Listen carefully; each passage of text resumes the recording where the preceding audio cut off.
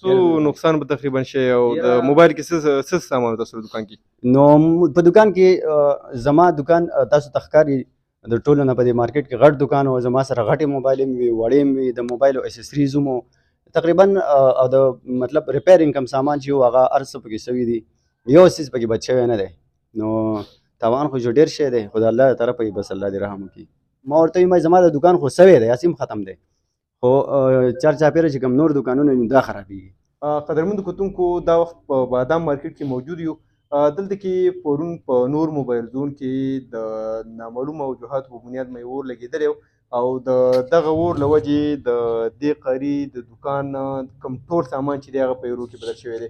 د سره د موبایل مختلف سامانونه چې دی هغه میلاوېده، ولې د بده مرغه پرون د جمعې د مانځه په ټایم کې د ده په دکان کې اور ولګېده چې له کبله یې د ده په دکان کې تقریبا د 50 لک روپو د موبایلو کوم سامان چې هغه په ایرو کې بدل شو. دا جی 1 بجې ټایم و، زه تقریبا په 1 بجه ما دکان بند کړ.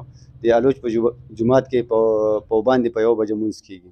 نو ما په وقف باندې دکان زه لاړم، شاګرد مې پاتې شو او دیم زما په خیال په 1 بجه بیا راغی. 1 بجه څنګه بجلي راغله نو د چارجر چېرته کې شارټ شوی، چارجر شارټ شوی، د هغې د وجې نه دې ته اور لګېدلی.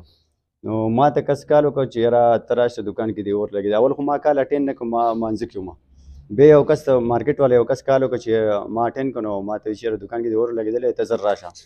نو زه رالم، ما چې کله مطلب د فریم لګېدلی و دې ته فریم ته ما لاس کړ، هغه د اوسپنې هغې ما له کرنټ راکړ. نو زه هم لکه مطلب ارتاو کړم او دا ده چې بجلۍ ونني ما ارتاو شم او بیا به کې څه کېده نه.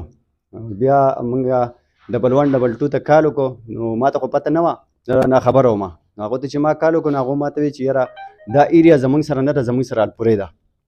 نو بیا دلته کې به څوک تللی او هغوی پسې او د دې ځای ټیمې والا بیا راله او هغه اور چې دی نو هغه ما ورته وایم زما د دکان خو سوی دی، هسې هم ختم دی، خو چارچاپېره چې کوم نور دکانونه دي دا خرابېږي.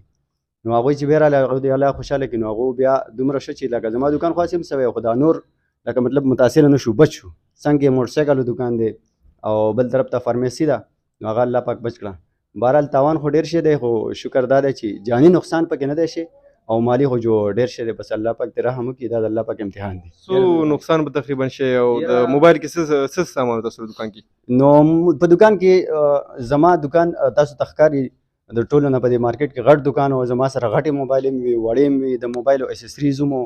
تقریبا او د مطلب ریپیرینګ کوم سامان چې و هغه هر څه پکې شوي دي، یو څیز پکې بد شوی نه دی. نو تاوان خو ډېر شی دی، خو د الله له طرفه بس الله دې رحم وکړي. قدرمنو کتونکو، قاري زموږ سره موجود، سره موږ خبرې اترې وکړې. پرون تقریبا مانځه په ټایم کې دغه اور لګېدلی و.